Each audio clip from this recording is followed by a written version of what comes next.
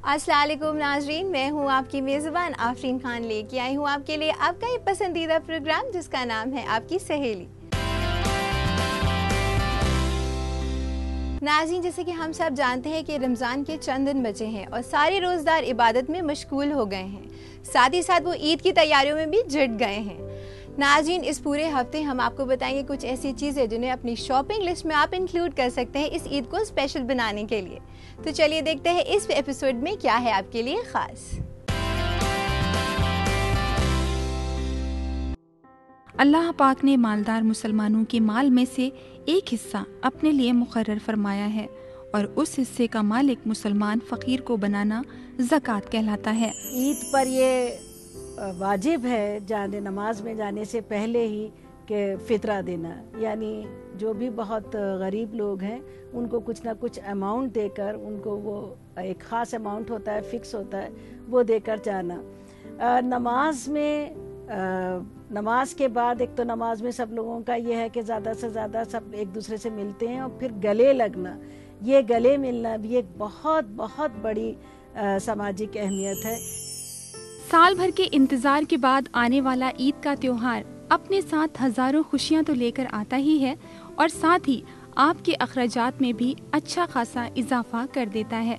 ईद का त्योहार यानी खुशियों का त्योहार, और इस खुशी को और भी दोबाला करती हैं मीठी सिवैयाँ। बिना सिवैयों के तो ईद का तस्वुर भी नहीं किया जा सकता। ईद के मौके पर ये सिवैयाँ हर घर के दस्तरख्वान की जीनत बनती हैं। सारे मिलने वाले पूरी मोहब्बत के साथ वो आते हैं और पूरी मोहब्बत के साथ उनका इस्तकबाल किया जाता है और इसीलिए ख़ास तौर से अहमियत दी गई है सिवैयों को, क्योंकि मीठे से इस्तकबाल, आप मीठा खिलाते हैं। साल भर की कोई भी बात है कि साल भर के, और घर आने पर भी लोगों का गले मिलकर ही इस्तकबाल किया जाता है। लेडीज़ एक दूसरे के गले मिलती हैं, जेंट्स एक दूसरे के गले मिलते हैं। ये ख़ास, इससे इतना सामाजिक बॉन्डिंग होती है। तो नाजरीन, चलिए बढ़ते हैं हमारे पहले सेगमेंट की तरफ। नाजरीन, जैसे कि हम सब बात कर रहे हैं रमज़ान करीम की, तो जैसे कि हम जानते हैं कि इसके बहुत सारे पैगाम होते हैं जो हम तक पहुंचाए जाते हैं। इसका एक जो पैगाम है वो है ज़कात। इसकी क्या इम्पोर्टेंस है ये आज हम आपको बताएंगे हमारे सेगमेंट में। तो चलिए देखते हैं इस सेगमेंट में क्या है आपके लिए खास। इस्लाम में शुरू से ही गरीबों की मदद करने पर तवज्जो दिलाई जाती है, पर इसके लिए कोई मुकम्मल कायदा नहीं था। इसकी तकमील के लिए मुसलमानों पर ज़कात फ़र्ज हुई। अल्लाह पाक ने ज़कात को इस्लाम का तीसरा रुकन करार दिया है। आइए जानते हैं ज़कात से मुताल्लिक़ कुछ अहम पहलू। अल्लाह पाक ने मालदार मुसलमानों के माल में से एक हिस्सा अपने लिए मुकर्रर फरमाया है और उस हिस्से का मालिक मुसलमान फ़कीर को बनाना ज़कात कहलाता है। ज़कात 4 किस्म के माल पर होती है: सोने चांदी पर, तिजारत के माल पर, खेती और दरख्तों की पैदावार पर और उन जानवरों पर जो अक्सर बाहर चलकर गुजारा करते हैं। इन अक़साम के निसाब अपने अपने हैं। निसाब माल की वो ख़ास मिक़दार है जिस पर शरीयत ने ज़कात फ़र्ज़ की है। सोने का निसाब 7.5 तोला और चांदी के 52.5 तोला है, यानी जिनके पास 7.5 तोला सोना या 52.5 तोला चांदी हो, ये माल तिजारत की कीमत सोनी चांदी के निसाब के बराबर हो, उन पर ज़कात फ़र्ज है। ज़कात अपने माल को पाक करने का भी बेहतरीन ज़रिया है। फ़कीर में सबसे पहले हमारा गरीब रिश्तेदार और दूसरा हकदार हमारे पड़ोसी रिश्तेदार होते हैं। उसके बाद हम दीगर लोगों को ज़कात अदा कर सकते हैं। साल में एक दफ़ा मालिक के निसाब पर अपने माल में से ज़कात निकालना उसी तरह फ़र्ज है जिस तरह नमाज, रोज़ा, हज वगैरह फ़र्ज है। ज़कात देते वक्त या ज़कात के लिए माल अलहदा करते वक्त ज़कात की नियत शर्त है। नियत के मानी है कि अगर आपसे पूछा जाए तो आप ये बता सकें कि ये ज़कात है। इस्लाम के उसूलों के मुताबिक बाकायदा तौर पर ज़कात अदा करने से मुकम्मल ख़ानदान महफूज रहता है। ईद पर ये वाजिब है जाने नमाज में जाने से पहले ही कि फ़ितरा देना, यानी जो भी बहुत गरीब लोग हैं उनको कुछ ना कुछ अमाउंट देकर, उनको वो एक ख़ास अमाउंट होता है, फिक्स होता है, वो देकर जाना। नमाज में नमाज के बाद एक तो नमाज में सब लोगों का ये है कि ज़्यादा से ज़्यादा सब एक दूसरे से मिलते हैं, और फिर गले लगना, ये गले मिलना भी एक बहुत बहुत बड़ी सामाजिक अहमियत है। ऐसा नहीं है कि बस नमाज पढ़ ली और चले आए, ये भी फ़र्ज़ किया गया है कि आप जितने लोग भी आपको मिल रहे हैं, आपके जानने वाले हैं, आप गले मिलिए और ईद की मुबारकबाद दीजिए। ये इससे बहुत मजबूती आती है सामाजिक रिश्तों में। ज़कात की अदायगी से माल में बरकत होती है और माल अल्लाह की राह में खर्च करने से मजीद बढ़ता है। इस्लाम में ज़कात की अदायगी एक फ़र्ज होने के अलावा खुदा ताला की खुशनुदी हासिल करने का एक ज़रिया भी है। ज़कात अदा करके हमें मुफलिस, गरीब, यतीम, बेवा, बेकस, लाचार मुसलमानों की खबर लेनी चाहिए। इंशाअल्लाह इस पे अमल हुआ तो अमन ही अमन कायम होगा। अल्लाह हम सबको नेक तौफीक दे कि हम ज़कात अदा करते रहें। आमीन। तो नाज़रीन, देखा आपने ज़कात किस तरह आपकी ज़िंदगी को बाबरकत बना देती है, और हम उम्मीद करते हैं आप भी ज़कात करेंगे इस रमज़ान में ही नहीं बल्कि पूरे साल। और इसी के साथ नाज़रीन, मैं आपको याद दिला देना चाहूँगी, अगर आपके भी हैं कुछ मशवरे जो आप हम तक पहुँचाना चाहते हैं या फीडबैक देना चाहते हैं, तो अपने फीडबैक आप हम तक पहुँचा सकते हैं फेसबुक के जरिए भी और ईमेल के जरिए भी। हमारा ईमेल आईडी है aks@etv.co.in। नाज़रीन, इसी के साथ वक्त हो चुका है एक छोटे से वक्फे का, मगर वक्फे के बाद हम आपको ले चलेंगे रौनक बाजार की तरफ। तो कहीं मत जाइएगा, देखते रहिएगा आपकी सहेली। नाज़रीन, वक्फे के बाद आपका खैर मकदम है इस प्रोग्राम में जिसका नाम है आपकी सहेली। नाज़रीन, जैसे कि हम सब जानते हैं कि हम सब ईद की तैयारियों में मशगूल हैं। हम बताने वाले हैं कि शॉपिंग लिस्ट में ऐसा क्या आप इंक्लूड कर सकते हैं, ऐसा क्या चीज़ आप शामिल कर सकते हैं जिससे आपकी शॉपिंग लिस्ट और भी ज़्यादा स्पेशल हो जाएगी और ईद और भी ज़्यादा मज़ेदार हो सकती है। तो चलिए चलते हैं हमारे इस सेगमेंट की तरफ जिसका नाम है रौनक बाजार।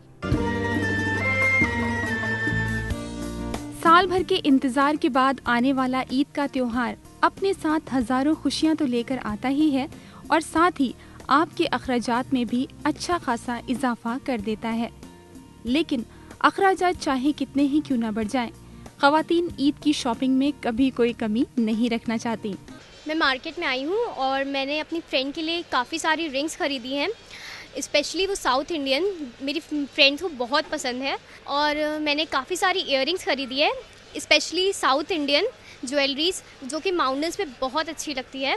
और बात जब ईद के लिबास की हो, फिर भला क्यों पीछे रहना। जैसे जैसे ईद का दिन करीब आता जा रहा है, ख़वातीन की शॉपिंग भी अपने पूरे शबाब पर नजर आ रही है। ईद की शॉपिंग का सबसे अहम हिस्सा होता है ईद के कपड़े, और ख़वातीन इसमें कोई कसर नहीं छोड़ना चाहती। ईद के दिन एक दूसरे से अलग और खूबसूरत दिखने की चाह में ख़वातीन अच्छे से लिबास ज़ेबतन करना चाहती हैं और इसीलिए वो जदीद डिज़ाइंस के कपड़ों को खास तरजीह दे रही हैं। बाजारों में भी ख़वातीन की हर तरह की डिमांड को पूरा करने के लिए एक से बढ़कर एक डिज़ाइनर कपड़े मौजूद हैं। ईद के दिन ख़वातीन पूरी तरह से रिवायती रंग में नजर आना चाहती हैं और इसी बायस वो मुख्तलिफ डिज़ाइन के सलवार कमीज सिलवाने में जुट गई हैं। मैं रॉ मटेरियल बाज़ार से ख़रीदती हूँ और ख़रीद करके उसको फिर कन्वर्ट करती हूँ, या तो साड़ी या लहंगा या गाउन या ड्रेसेस, वॉट एवर में भी। कलर तक हम ही लोग कराते हैं, हम लोग का अपना खुद का सेटअप है और हम लोग बाज़ार से कोई भी चीज़ नहीं खरीदते हैं। हम लोग का मेन मोटो यही रहता है, वैसे तो बहुत कुछ बाज़ार में मिलता है, लेकिन हम लोग का मेन मोटो ये रहता है कि हम उसको डिज़ाइनर पीस बनाएं, हमारे कस्टमर पहने तो उनको पहनने के बाद ये लगे उसने कुछ डिफरेंट पहन रखा है, ये नहीं कि चारों तरफ बॉर्डर लगा के साड़ी बना के बेच दें, नॉट दैट। तो हम उसको कुछ ना कुछ वैसा ट्राई करते हैं एंड आई ऑलवेज, मेरे को अच्छा फीडबैक मिलता है पहनने के बाद, स्पेशली लोगों का, कि बहुत एक तो कंफर्टेबल है, डिज़ाइनर है, कलर इज़ वेरी फ्रेश। हर बार ईद में कोई ना कोई ख़ास लिबास फैशन का हिस्सा बनता है और इस ईद में भी लॉन्ग सूट ख़वातीन को बेहद लुभा रहे हैं। ना सिर्फ लॉन्ग सूट्स बल्कि डिज़ाइनर लॉन्ग कुर्तियाँ भी ख़वातीन बेहद पसंद कर रही हैं। हल्के फुल्के काम से लेकर हेवी वर्क वाले सूट्स भी मार्केट में छाए हुए हैं। कोई सेमी फ्लोरल प्रिंट्स वाले सूट की तलब कर रहा है तो कोई लेसेस, सीक्वेंस, बीड्स, वर्क वाले हेवी एम्ब्रॉयडर्ड सूट की। ईद के फौरन बाद ही शादियों का सिलसिला भी शुरू हो जाएगा, इसलिए ख़वातीन ऐसी ड्रेसेस को भी तरजीह दे रही हैं जो उनकी शादी और दीगर तकरीबात में भी काम आ सके। आजकल लोगों को तो जो भी आप स्ट्रेट सूट्स पहनिए, प्लाजोज़ के साथ पहनिए, वो सब पसंद आता है। पर जो शादी वगैरह में, वेडिंग में लॉन्ग सूट मतलब फ्लोर लेंथ सूट जो लहंगे के टच में हो वो अच्छा लगता है। उससे फॉल भी अच्छा गिरता है और उसमें ड्रेसिंग सेंस भी अच्छा होता है और बाद में यूज़फुल भी वो हो जाते हैं। ईद की ड्रेस ख़वातीन के लिए बेहद ख़ास होती है, इसीलिए वो मुख्तलिफ कलेक्शन बेशुमार रंगों में से बहुत एहतियात से अपनी ड्रेस मुंतखब करती हैं। तो ख़वातीन, यकीनन आपने भी अब तक अपने लिए ईद के कपड़े खरीद लिए होंगे और हमें उम्मीद है कि आप उन्हें पहन के बहुत खूबसूरत भी नजर आने वाली हैं। तो इस ईद आप भी अपनी खूबसूरत ड्रेसेस को ज़ेबतन कीजिए और बिखेरिए कुछ खूबसूरत रंग। तो नाजरीन, देखा आपने किन चीज़ों का आप इंतखाब कर सकते हैं और बना सकते हैं अपनी ईद को और भी बहुत ज़्यादा स्पेशल। इसी के साथ नाजरीन, मैं आपको एक टिप देना चाहूँगी। अगर आप सूट्स खरीदने वाले हैं तो पाकिस्तानी सूट्स बहुत ज़्यादा इन है, साथ में प्लाजो, पैंट्स, ये सब बहुत ज़्यादा पसंद की जा रही है। इन सब का इंतखाब आप ज़रूर करिएगा। इसी के साथ नाजरीन, मैं आपको फिर से याद दिला देना चाहूँगी, अगर आपके भी हैं कोई मशवरे या देना चाहते हैं आप हमें अपना बेशकीमती फीडबैक, तो आप हमें मेल कर सकते हैं। और हाँ नाजरीन, अपने सवालात आप हम तक पहुँचा सकते हैं फेसबुक के जरिए भी। हमारा ईमेल आईडी है aks@etv.co.in। नाजरीन, अब वक्त हो चुका एक छोटे से वक्फे का, मगर वक्फे के बाद हम आपको बताएंगे सिवई की कितनी वैरायटीज मौजूद हैं मार्केट में। तो कहीं मत जाएगा, देखते रहिएगा आपकी सहेली। नाजरीन, वक्फे के बाद आपका खैर मकदम है इस प्रोग्राम में जिसका नाम है आपकी सहेली। तो नाजरीन, चलिए बढ़ते हैं हमारे तीसरे सेगमेंट की तरफ, जिसमें आज हम आपको बताने वाले हैं सिवई की कितनी वैरायटीज मौजूद है मार्केट में, कितनी टेस्टी और लजीज ये डिश होती है हम सब जानते हैं, और ईद की पेटेंट डिश भी होती है। तो चलिए देखते हैं इस सेगमेंट में क्या है आपके लिए खास। ईद का त्योहार यानी खुशियों का त्योहार, और इस खुशी को और भी दोबाला करती हैं मीठी सिवैयाँ। बिना सिवैयों के तो ईद का तस्वुर भी नहीं किया जा सकता। ईद के मौके पर ये सिवैयाँ हर घर के दस्तरख्वान की जीनत बनती हैं। इन मीठी सिवैयों का लुत्फ तो हम हमेशा उठाते हैं। अब आइए जानते हैं कि किस किस तरह की सिवैयाँ बाजार में मौजूद हैं और कैसे बनती हैं ये सिवैयाँ। ईद का त्योहार बिना सिवैयों के नामुकम्मल है और इसीलिए बाजार में सिवैयों की खरीदो फरोख्त का सिलसिला शुरू हो गया है। बाजार में आपको जो सिवैयाँ मिलती हैं वो 3 खास किस्म की होती हैं। अव्वल सिवई जो मशीन से तैयार की जाती है। इसे बनाने के लिए मैदे और पानी को मशीनों में डालकर तैयार किया जाता है।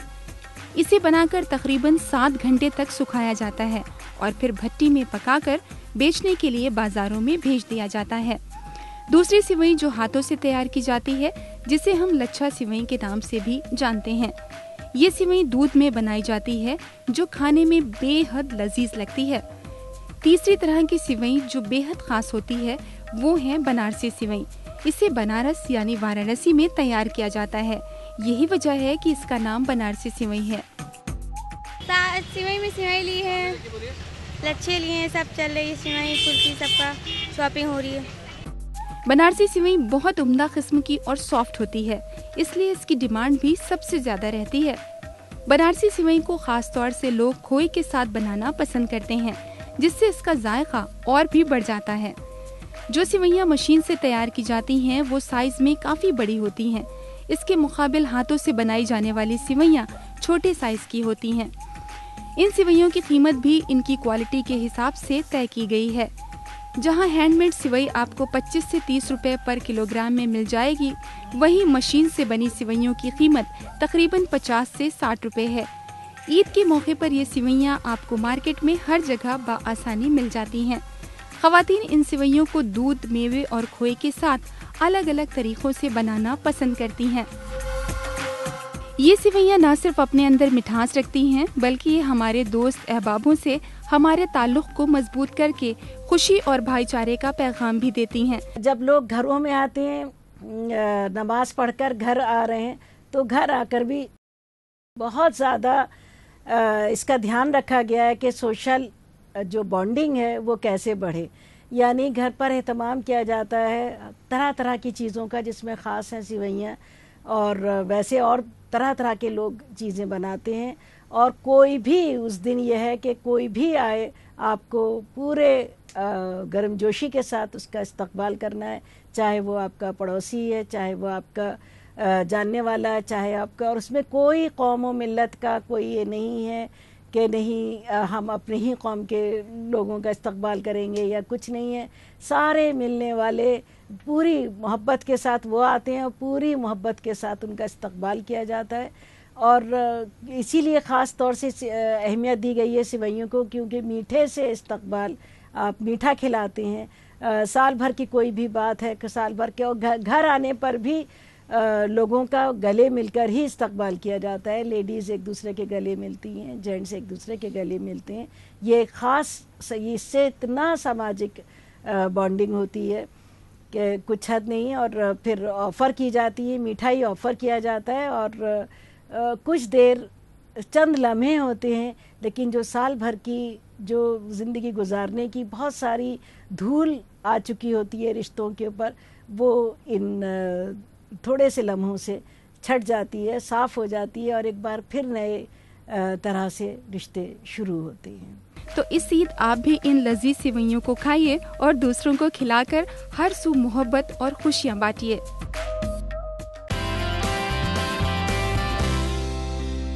नाज़रीन, जैसे कि हम सब जानते हैं, ईद की सबसे स्पेशल डिश होती है सिवई। दुनिया भर में लोग अलग अलग तरह से इसे बनाते हैं, मगर सबसे ज़्यादा फेमस जो सिवई होती है वो होती है बनारसी सिवई, और हम उम्मीद करते हैं इस ईद आप इन्हें ज़रूर बनाएंगे। इसी के साथ नाज़रीन, मैं आपको फिर से याद दिला देना चाहूँगी, अगर आपके भी हैं कोई सवाल जिनके जवाब चाहते हैं आप हमारे एक्सपर्ट से, या देना चाहते हैं हमें अपने मशवरे, तो आप हमें मेल कर सकते हैं। और हाँ नाज़रीन, अपने सवालात आप हम तक पहुँचा सकते हैं फेसबुक के जरिए भी। हमारा ईमेल आईडी है aks@etv.co.in। तो नाज़रीन, अब वक्त हो चुका है हम अपने प्रोग्राम को यही ख़त्म करें, लेकिन होगी आपसे फिर मुलाकात बहुत सारी इंटरेस्टिंग बातों के साथ। तो इसी के साथ हमारी पूरी टीम को दीजिए इजाज़त। अल्लाह हाफिज़।